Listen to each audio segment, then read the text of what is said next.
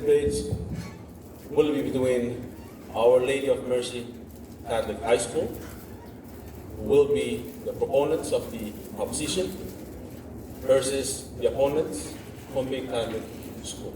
Our judges for the second debate are still the same judges: Ms. Stephanie Ridland from Everson Congress, Rob Amana from Department of Justice, and Johnson Hazard from the Department of Justice. Our timekeeper is Ms. Liliana Hansen. The debaters are Sergio Jim David. Can you please stand?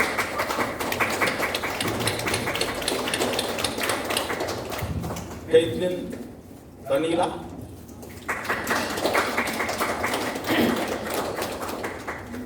Leila J. Blaine.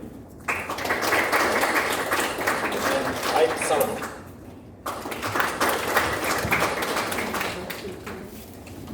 The opponents from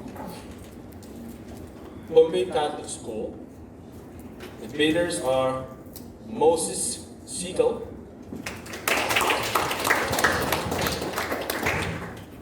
Giovanni Oliver Irons,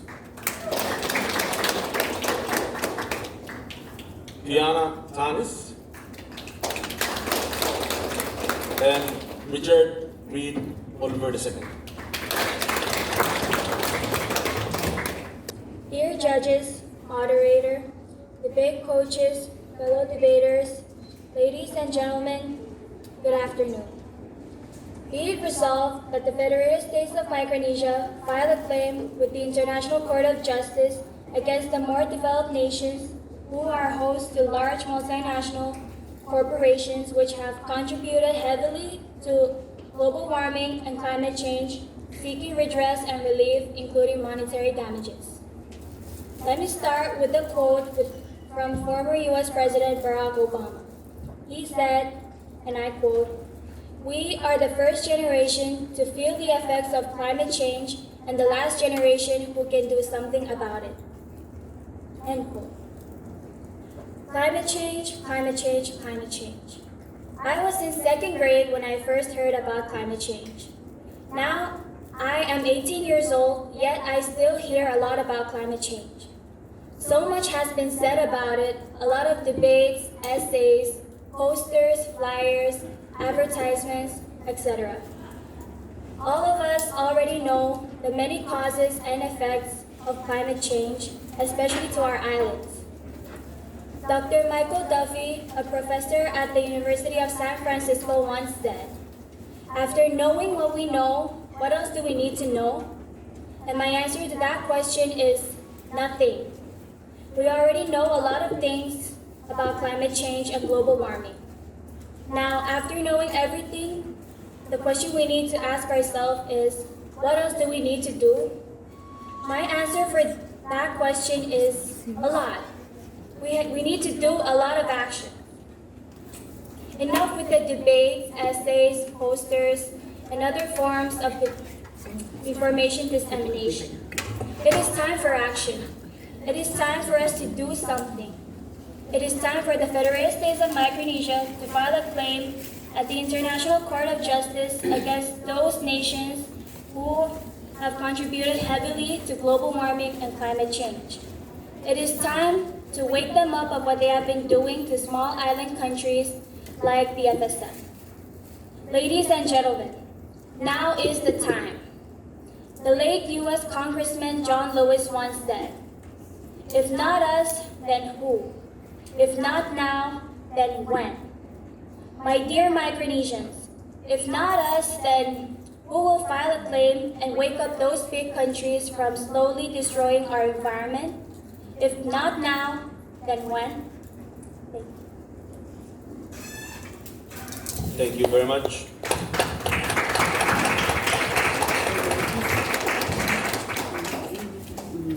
For your introduction, Team PCS opponents, you have 3 minutes.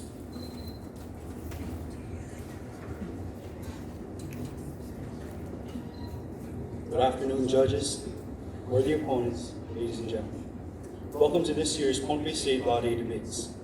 The motion for this year is, and I quote, "Be it resolved that the Federated States of Micronesia file a claim with the International Court of Justice against the more developed nations who are host to multinational corporations which have contributed heavily to global warming and climate change, seeking redress and relief, including monetary damages."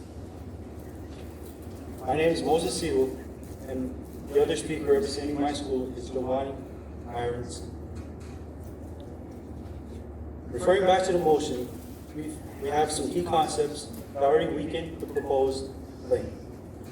International Court of Justice, or the ICJ. Is this really the best forum to resolve the issues of climate change in the FSM? We believe not. Why? Because in order for a case to be entertained by the court, both parties must agree to bring the case to the court.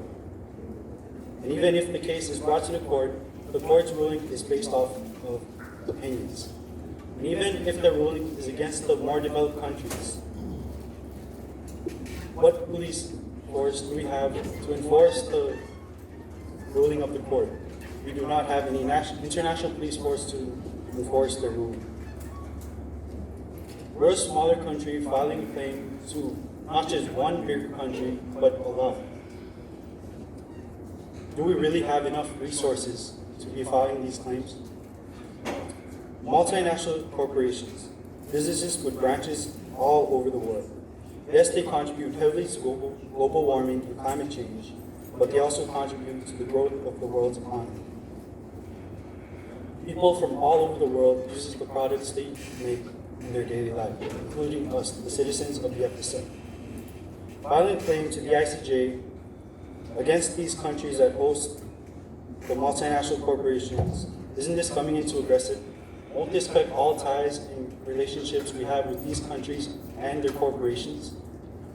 As opponents of the proposition, we strongly believe that there are alternative ways to resolve the issues of global warming and climate change as it relates to the FSM. We have 3 points to back up our argument. Maintaining relationships with developed countries by seeking other approaches. Let's look at our neighboring islands, such as the Marshall Islands. Partnering up with 189 countries to solve the issues of climate change. Local adaptation, finding solutions within our islands rather than depending on outsiders. We have to act locally and think globally. Lastly, we have damages. How exactly are we supposed to put a dollar amount with these damages?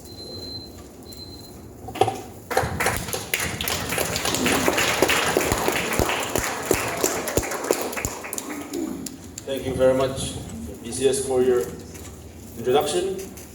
We will now move on to hear the main argument from the proponents.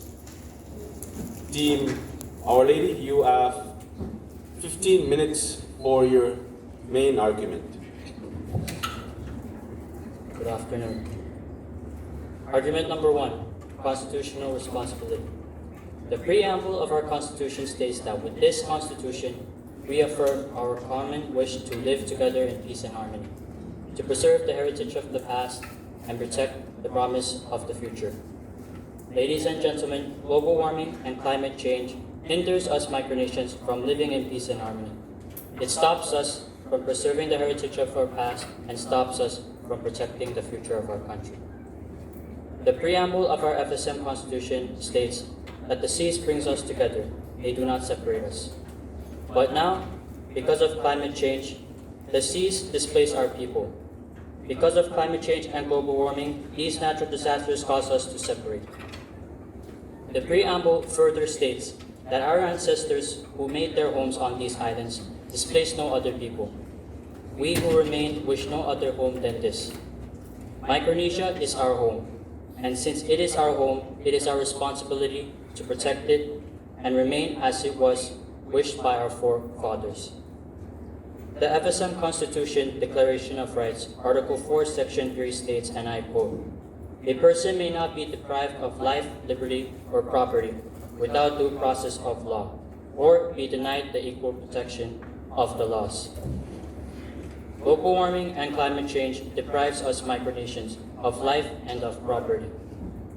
Are we just going to sit down and watch our islands being submerged and washed away by rising sea levels?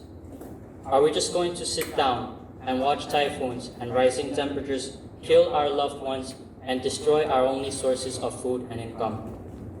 FSM Code Title 25, Chapter 6, FSM Environmental Protection Board states, "The Board shall have the power and duty to protect the environment, the human health, welfare, and safety, and to abate, control, and prohibit pollution or contamination of air, land, and water." Lastly, Article 10, Section 2, Letter A of the FSM Constitution states, "The following powers are expressly delegated to the President to faithfully execute and implement the provisions of this Constitution and all national laws." Argument number 2, it's for our future generation.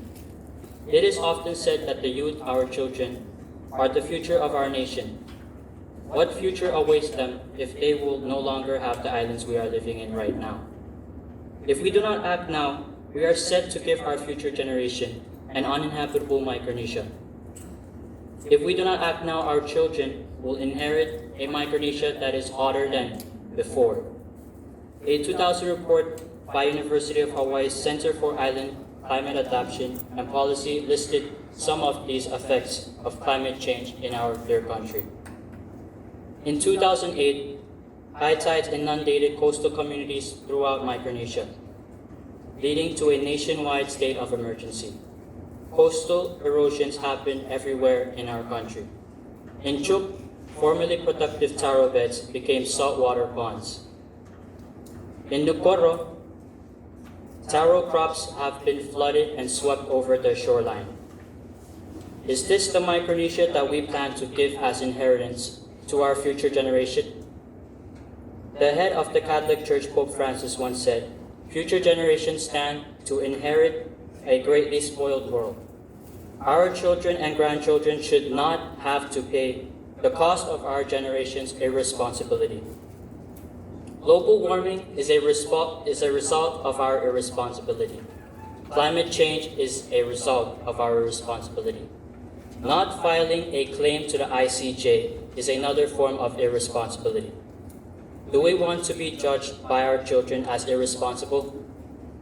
Swedish activist Greta Thunberg once said, "Adults keep saying we owe it to the young people to give them hope. But I don't want your hope. I don't want you to be hopeful. I want you to panic. I want you to feel the fear I feel every day. I want you to act as you would act in a world of crisis. I want you to act as if the house is on fire, because it is. Yes, Micronesia is burning. Mother Earth is burning. Out there, countries are burning fossil fuels.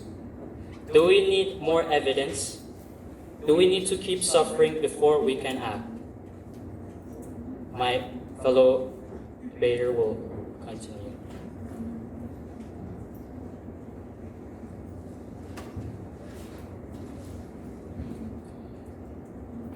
Argument number 3, moral responsibility. I asked my dad, "When did you learn about climate change and global warming?" And he said, "Way back in grade school." And that was more than 20 years ago. Now I ask you the same question. When did you first hear about climate change? Was it 30 years ago, 20 years ago, or was it 10 years ago? Ladies and gentlemen, we have learned about the effects of global warming and climate change decades and decades ago. We have already seen and are currently experiencing the forecasted effects of climate change. For many occasions, the Federated States of Micronesia has already acknowledged the impact of climate change to our island nation. Former FSM President Mr. Emmanuel Mori stated in his report to the United Nations Framework Convention on Climate Change, and I quote, "Climate change is, without question, the gravest threat to my people's welfare, livelihood, and general security. It is the survival issue of our time. Our sustainable development is threatened by the harmful effects of excessive greenhouse gas emissions in the atmosphere.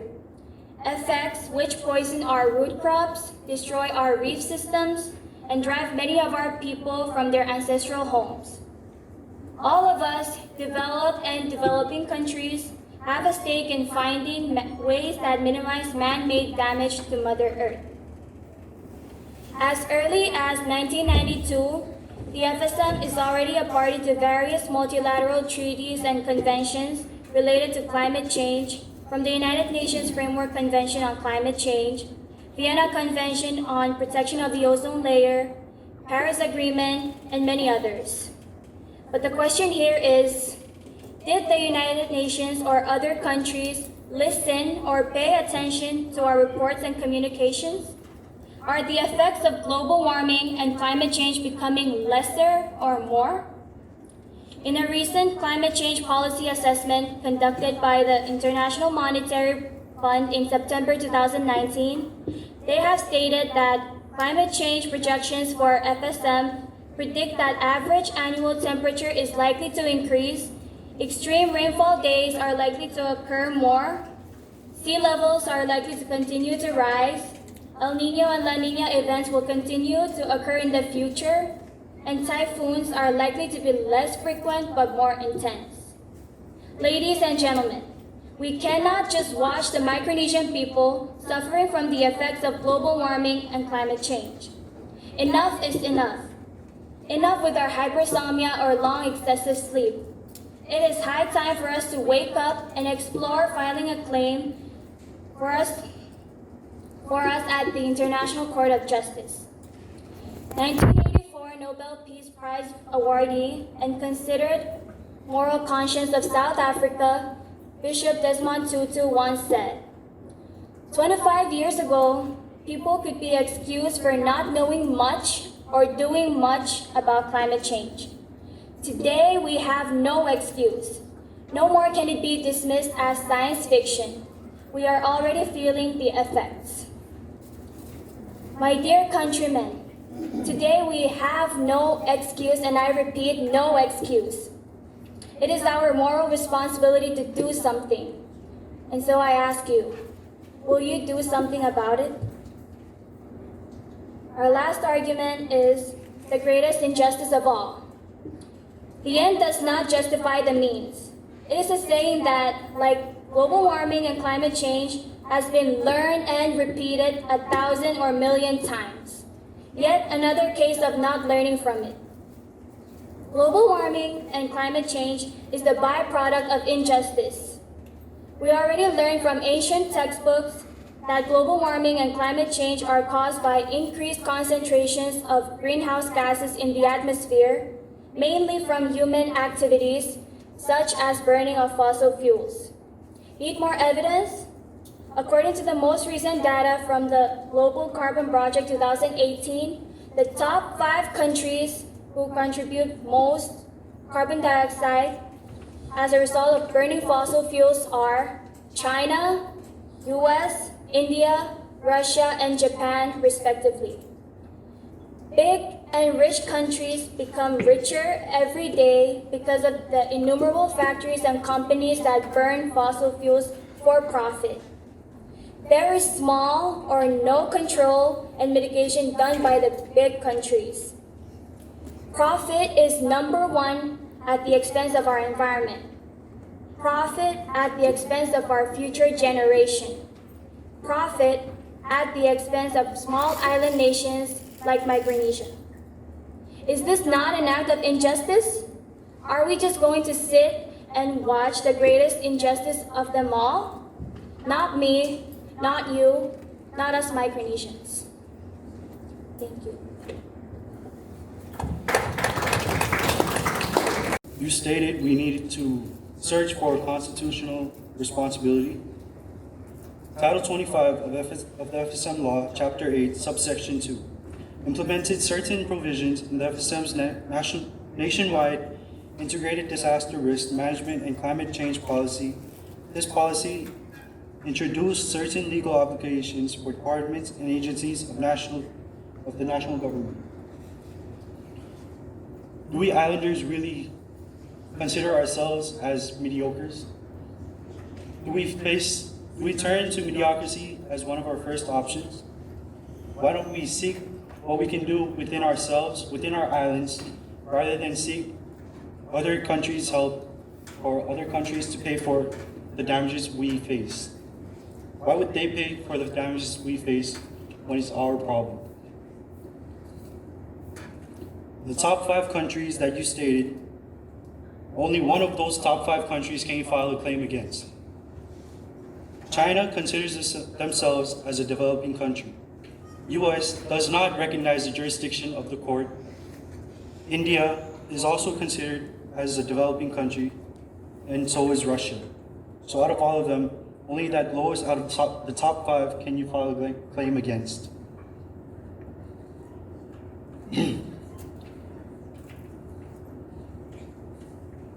We also talked about damages, sea level rise. How do you expect to put a dollar amount on these damages? And who will pay for those damages, and how much will they pay for it?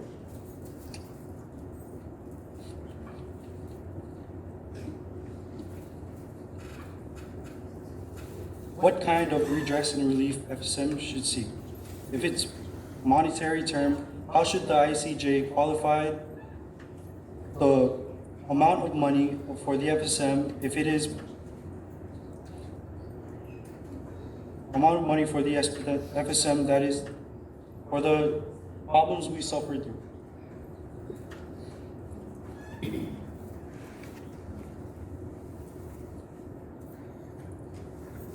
If in monetary team, how should, oh, I'm sorry.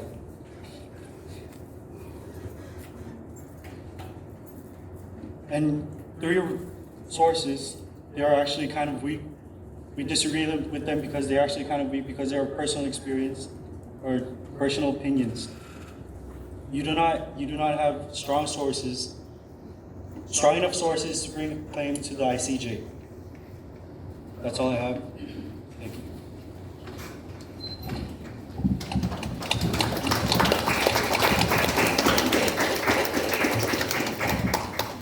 Thank you very much, opponents, for your rebuttal.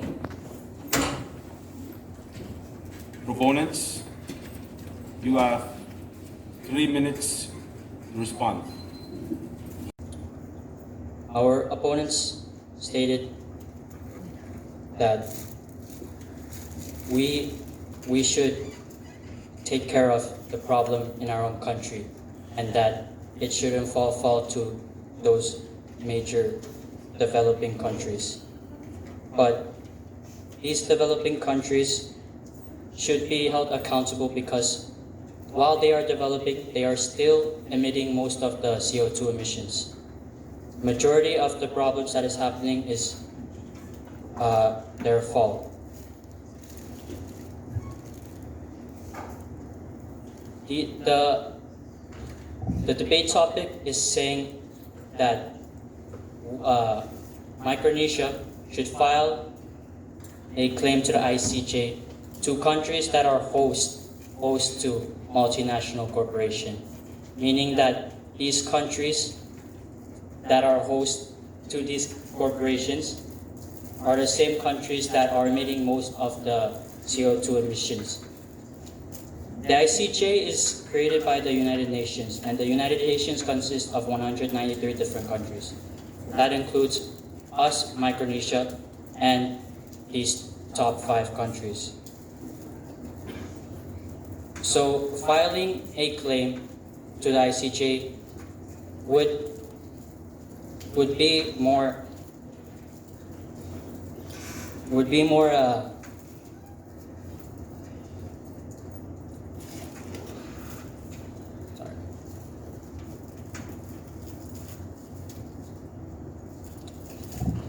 our opponents also stated something about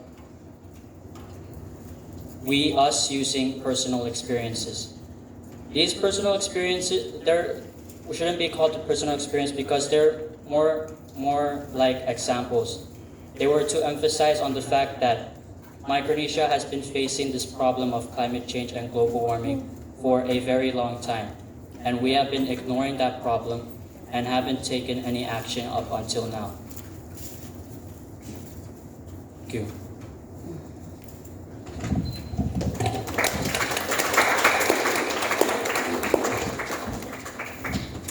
Thank you very much for the response. At this time, I would like to invite the opponents.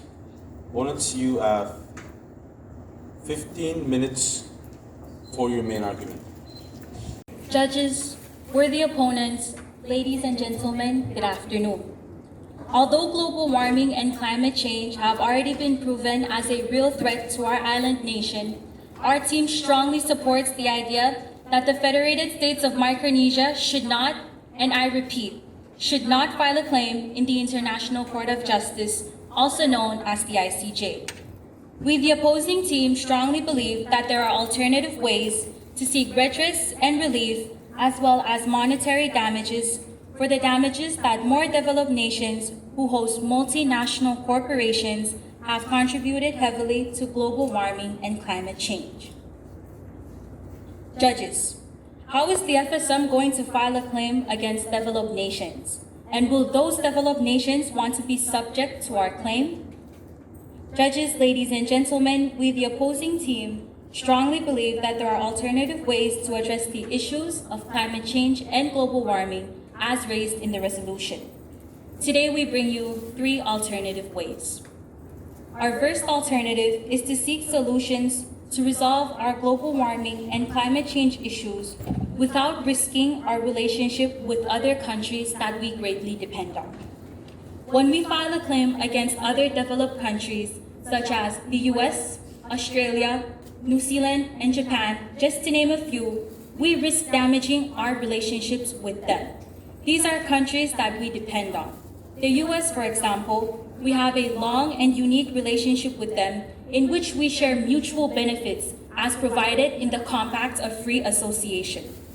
Let's look at the RMI, the Republic of the Marshall Islands, as another example. Instead of filing a claim at the International Court of Justice and risking their relationship with other countries, they formed what we know today as the Paris Accord, also known as the Paris Agreement, or in other words, the Paris Protocol. This is an agreement within the United Nations Framework Convention on Climate Change, also known as the UNFCCC, dealing with greenhouse gas emissions mitigation, adaptation, and finance, signed in 2016. The Paris Agreement is already proof of how much larger countries agree to monitor and control their use of fossil fuel emissions. Moreover, according to Tamara Greenstone, an assistant at the Micronesia Conservation Trust organization, stated, and I quote, "It took 20 years for the Paris Agreement to be formed, and for the FSM to file a claim against developed countries increases the probability in which the protocol or agreement may perish." Additionally, this approach may distort bilateral negotiations such as the Compact of Free Association that provides us, the FSM, with money and, more importantly, with our protection. The FSM should focus more upon the resources it has instead of performing a new approach that will take years to accomplish. And even if we do accomplish this new approach, it would have been too late because our islands will already have been heavily impacted by the negative effects of climate change. Unquote.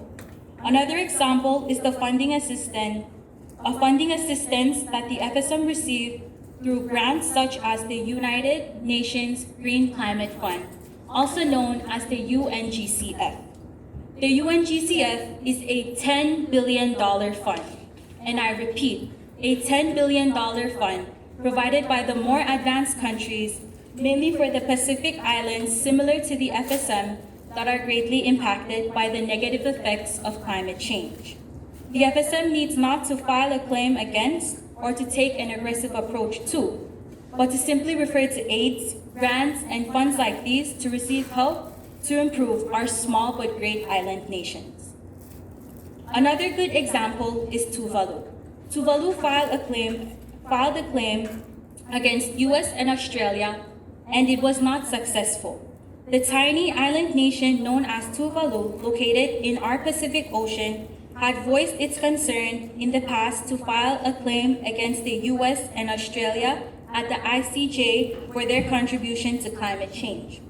Tuvalu wanted US and Australia responsible for their failure to stabilize emissions of greenhouse gas concentrations as required by the UNFCCC. Tuvalu claims that climate change leads to the melting of ice caps, which is causing their sea level to rise, as well as ours. As a result, it is threatening Tuvalu's existence as a nation because the nation's elevation is barely 2 feet above sea level. It is therefore extremely vulnerable to sea rise in the sea level.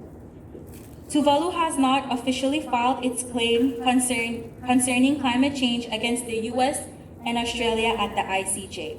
That is because of legal obstacles concerning the jurisdiction of the International Court of Justice. For such a case to be successful, it would need to establish the existence of a clear obligation that has been breached. How will the FSM frame its claim that the advanced nation's climate change obligations have been breached? The FSM climate change policy central point. For adaptation purposes, the national government has required all development activities to take into account new recommendations for the project design in compliance with its strategic development plans.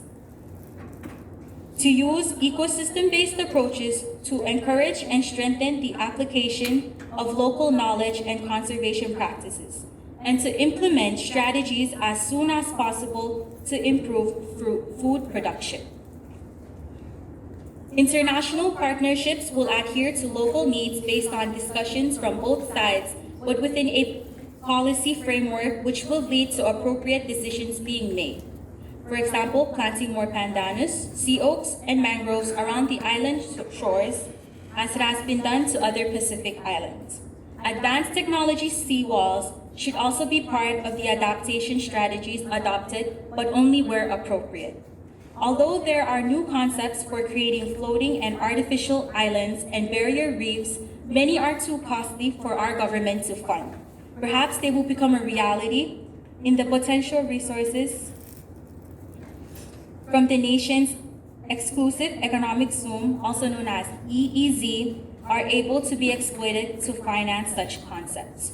Furthermore, the FSM is seeking assistance and support regionally and internationally to ensure that its adaptation goals are systematically implemented to increase the likelihood of achieving positive outcomes.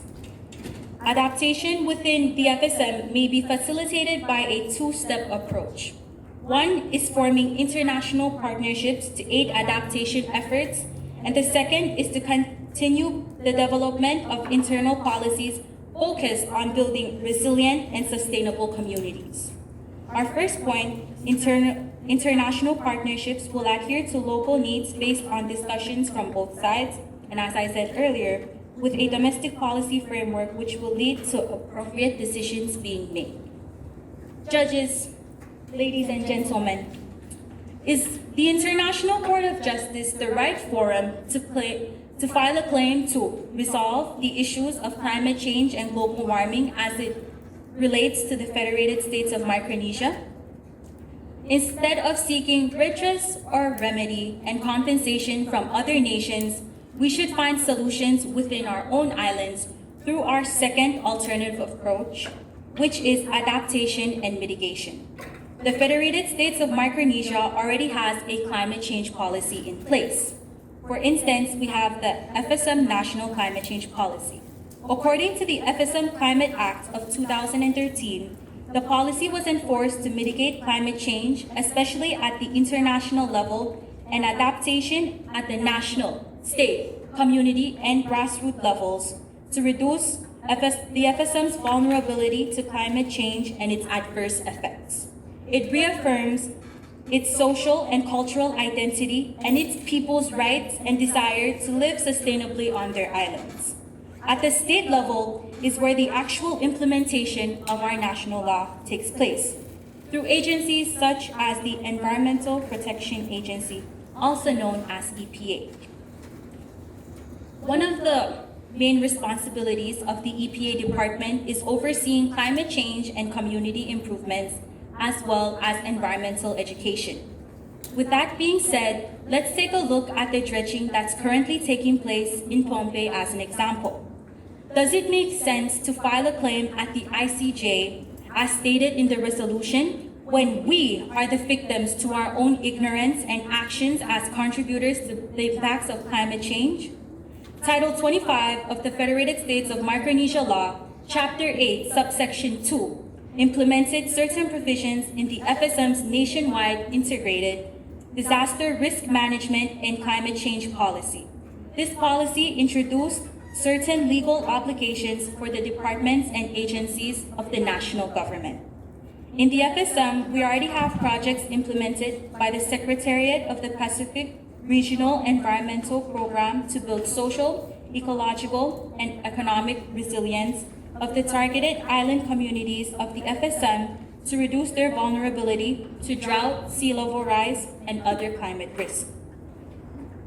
Leading by example, we have our very own climate change independent observer, Ms. Jasmine Diola, who helps educate about environmental sustainability through public awareness, and she builds climate change resilience in our communities from the grassroots level and throughout all of Micronesia.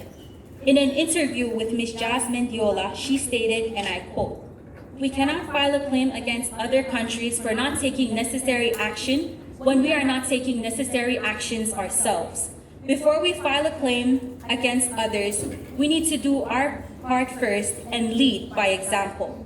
We cannot expect other countries to do something that we are not willing to do ourselves." Unquote. Judges, ladies and gentlemen, how can we file a claim against other countries when we ourselves are not fully committed to reducing the effects of climate change?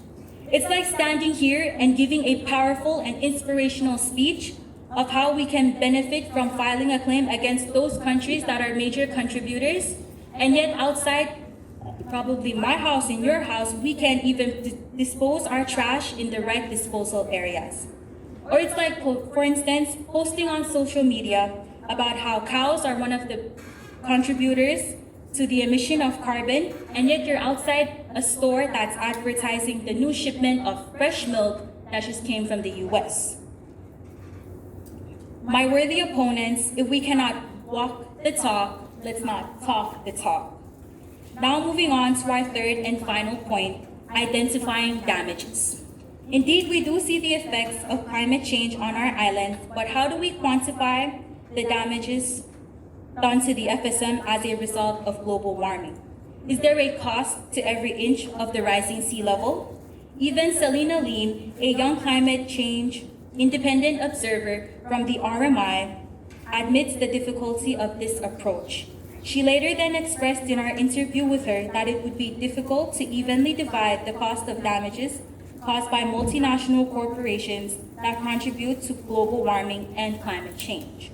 According to the Union of Concerned Scientists, there was a study conducted in 2018 of the top 10, listing the top 10 countries that emit the most carbon dioxide into our atmosphere. They are known as the following nations: China, US, India, Russia, Japan, Germany, South Korea, Iran, Saudi Arabia, and Canada. Only 3 out of these 10 countries are considered developed countries and members of the International Court of Justice. These 3 countries include Japan, Germany, and Canada. Based on our research, the total number of carbon emissions produced from these 3 countries is 2.43 billion metric tons. However, compared to the other 7 countries mentioned above, it was the total carbon emissions produced were around 20.54 billion metric tons. If the FSM files a claim to the 3 countries, what would happen if they would refuse to be a part of our claim? Is filing a claim the next solution to resolve the issues we continue to face? What guarantees you and I that filing this claim will make any difference, given that we already have these funding assistance, yet our own lifestyles are in denial to climate change? My worthy opponents, we can state all the facts, the pros and cons to this resolution, but let me share this famous saying by quoting by Robert Kennedy, and I quote, "Some people see things as they are and ask why. I dream of things that never were and ask, why not?" Unquote. In closing, to support and justify our arguments as we reflect on the late Honorable Tony DeBroom's non-aggressive approach that brought unity and mutual understanding that made the Paris Agreement a successful one, in his words, and I quote, "We are not here to save only our islands, but we are here to save the whole world." Thank you.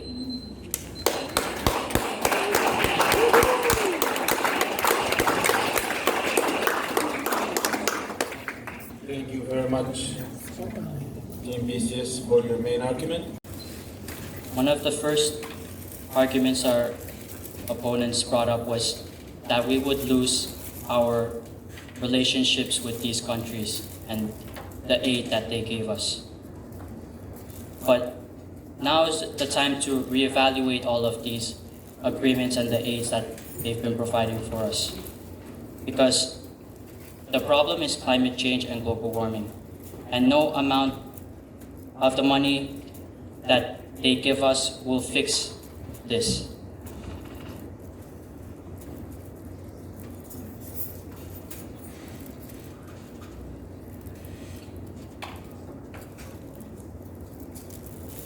Our opponents also question our capability, like how can we sue these developed nations?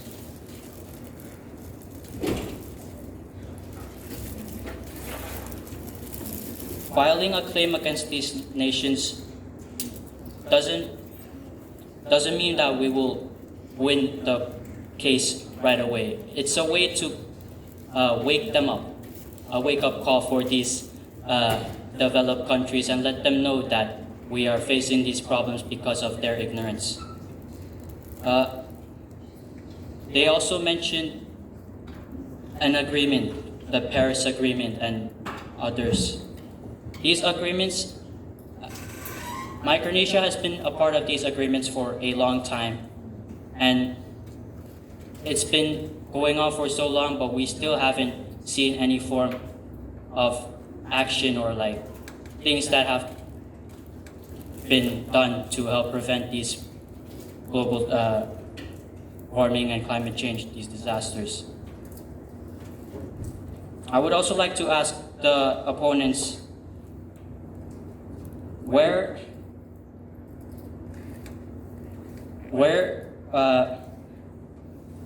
to address those plans, what has been done this far, and what are the numbers that show that Micronesia is taking action against these global disasters? We are taking the issues to the United Nations, yet they say that we are not fully committed to solving this problem ourselves.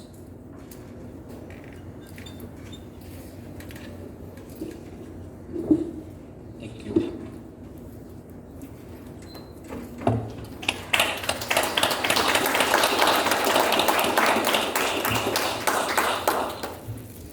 Thank you very much, Team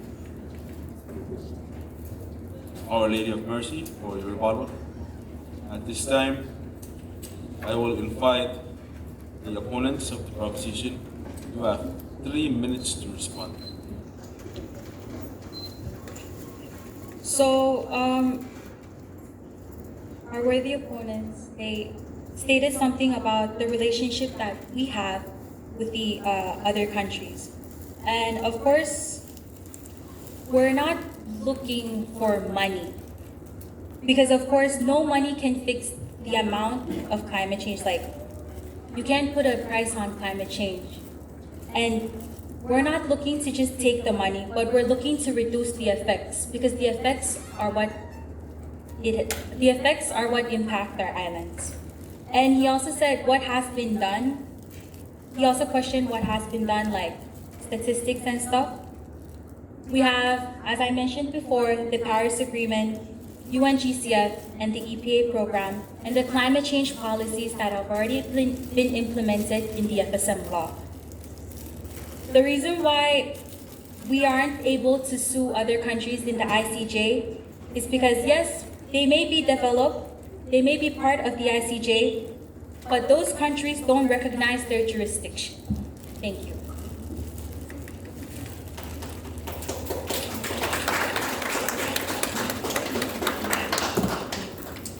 Thank you very much, Team PCS, for your response. We will now move on to our summations. Each team will be given 4 minutes to deliver your summation or conclusion.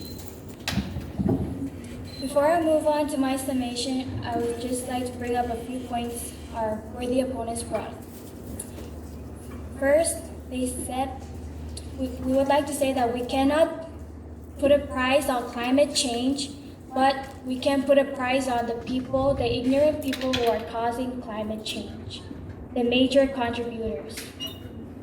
And we asked for the numbers for them to give us statistics and stuff, but they did not give us specific numbers of how effective and what has been done so far. So, I am very sad and heartbroken that today I am personally experiencing the effects of global warming and climate change. Whenever I go to school, it is so hot and very hard to study under the hot temperature. I remember and feel for the many students, farmers, fishermen, construction workers who all work under the scorching sun 8 hours every day. Whenever I go to the ocean, even in the causeway, I can see the big difference over the past years. The water level is getting higher and higher, slowly eating up our coasts, our islands. I wonder if 30 years from now, my future kids will still be able to bear a higher temperature. I wonder if 30 years from now, my future kids will still see the causeway and enjoy the same beautiful islands that we have now. My dear Micronesians, my dear countrymen, I implore you, do not let this opportunity pass. Let us try our very best to awaken the sleeping giants who are causing global warming and climate change. The best way to wake them up is for the Federation States of Micronesia to file a claim in the ICJ against the more developed nations who are host to multinational corporations which contribute heavily to global warming and climate change, thus seeking redress and relief, including monetary damages. For number 1, it is our constitutional responsibility.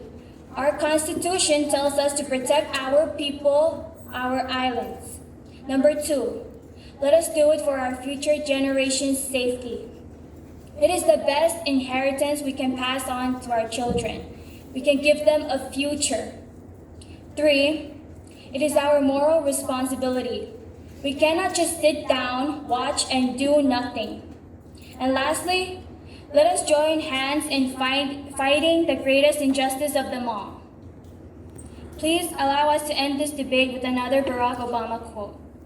He said, and I quote, "Someday our children and our children's children will look us in the eye and they will ask us, did we do all that we could when we had the chance to deal with this problem and leave them a cleaner, safer, and more stable world?" I want to be able to say that, yes, we did. Ladies and gentlemen, we owe it to our forefathers, the current generation, but most of all, we owe it to the future generation, the future Micronesians. Let Micronesian history judge us and say, yes, our forefathers did all that they could to preserve and keep Micronesia, Micronesia. I know for a fact that all of us here have the same fear of our islands continuing to sink and become forgotten to the rest of the world.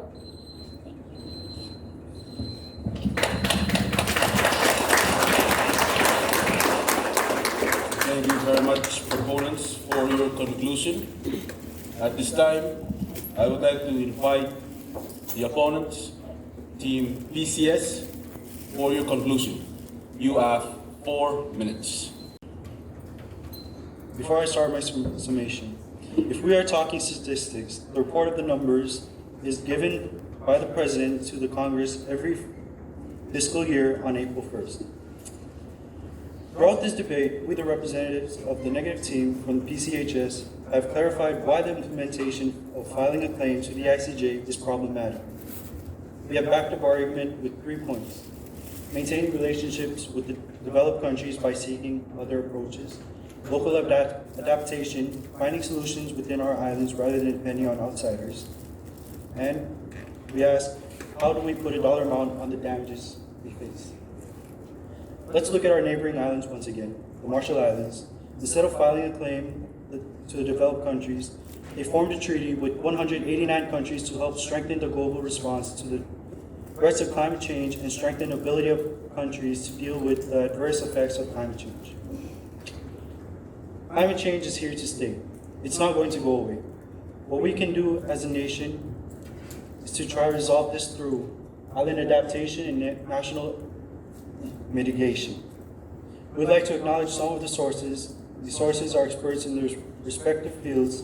They are Tamara Greenstone from the Micro Conservation Trust, Selena Lim, Climate Change Independent Observer, Dr. Zach was Executive Director of MIRAD, Tony DeBroom, Climate Change Spokesperson, Charles Fletcher, Climate Change Researcher from the University of Hawaii, Bruce Richmond, Climate Change Researcher from the University of Hawaii, literature on the UNFCCC, Tuvalu versus US and Australia, literature on the Paris Accord, FSM Code, commentaries on the ICJ, Jasmine Mendiola, Implementation Manager of the Fish Forever, Yolanda Yamada Nanbe, Independent Researcher.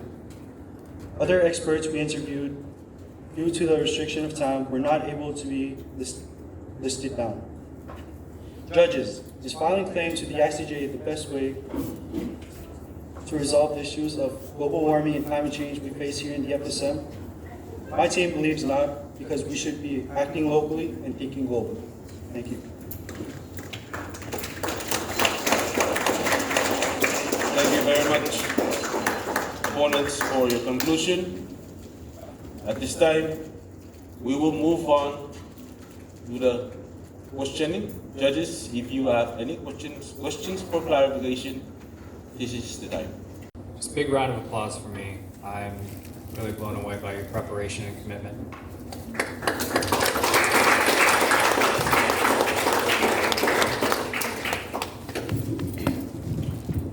And I also just wanted to echo, everyone today has done a really great job. I know it's been very chaotic during your preparations over the past several months, and I think that everybody's really come together well. And that you've all demonstrated your resilience as our youth, and I'm very proud of everyone for all the effort that they put in. So we're going to have some very difficult decisions to make, as I said previously, but I want you all, each and every one of you, to know that we appreciate all the effort that you put into today. We know how much work it is, and you've all done fabulous. So good job.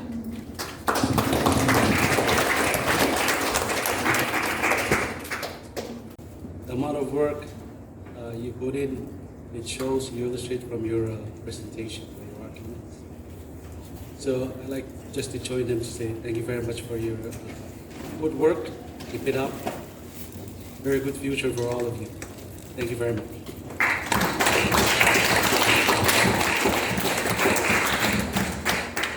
Teams, congratulations again. That concludes our second debate. We will now take 10 minutes break for the judges to tabulate the scores, and then we'll announce later. Please stick around. We still have refreshments outside, so call up yourself. Thank you. Based on your introduction, the main argument, the rebuttal, the response, your summation, overall presentation, this is what you were rated on. SDA High School received a total point of 304 points.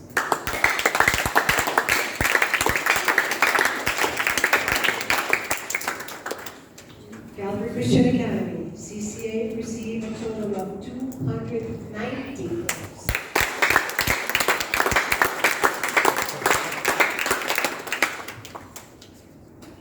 Our Lady of Mercy Catholic High School received a total of 284 points.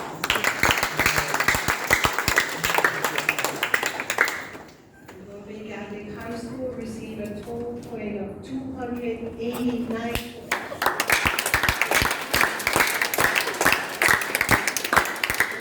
So that means the two teams that will be participating at the national are SDA and CCA.